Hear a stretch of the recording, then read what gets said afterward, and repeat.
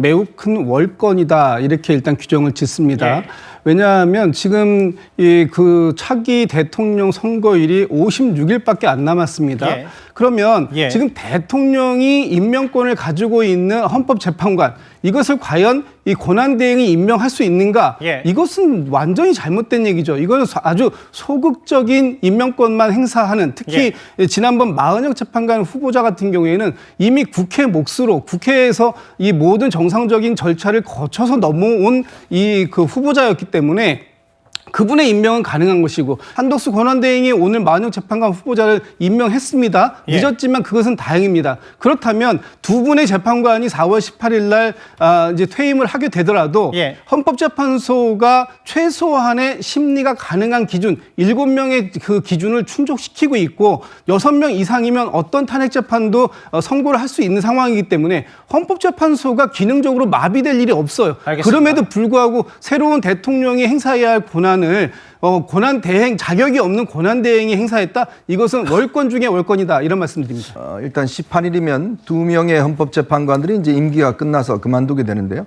헌법재판소는 대통령 임명 3명, 또 그다음에 이제 대법원장 3명, 국회 3명 이렇게 9명으로 구성이 되게 돼 있습니다. 예. 근데 한번 임명이 되면 임기가 6년입니다. 그리고 정년이 70세이고요. 그러니까 아시겠지만 헌법재판소라는 게 일단 대법원과 달리 여러 가지 어떤 정책 성향, 즉 진보냐 보수냐에 따라서 어떤 균형이 상당히 좀 중요한 거 아니겠습니까? 예.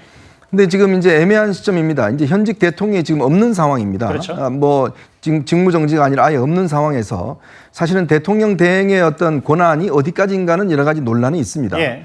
그러나 아마 한덕수 대행은 헌법기관의 어떤 유지 이것이 오히려 법익이 더 크다라는 판단을 내리신 것 같아요. 예. 그래서 오늘 마은혁 그 후보자도 임명을 했고 2명의 헌법재판관을 지명을 했습니다. 예. 이제 국회 인사청문회를 거쳐서 임명하게 되는데 나름대로 어떤 정책인 의미는 꽤 있는 것 같습니다. 뭐냐면 헌법재판소라는 게 그동안 보면 예. 항상 이렇게 선거가 이제 대통령 임기가 5년이고 헌법재판관은 6년이지 않습니까? 그러니까 나름대로 어떤 균형점은 지켜왔습니다. 예. 근데 이제 당시에 박근혜 전 대통령 탄핵 이후에 그 균형이 깨지면서 여러 가지 이제 논란이 있었는데 사실은 이번에 2명 같은 경우는 예전에는 문재인 대통령이 임명했기 때문에 사실 진보로 분류되는 분들입니다. 그렇죠. 그런 측면에서 일단 현재 이 대통령 선거가 있기 전까지 예. 한덕수 대행이 본인의 권한을 이용을 해서 대통령 임명의 2명의 임명을 오늘 이제 단행을 했고 결국은 이거는 이제 아마 이렇게 되면 헌법재판소가 조금의 어떤 균형점, 즉 진보와 보수,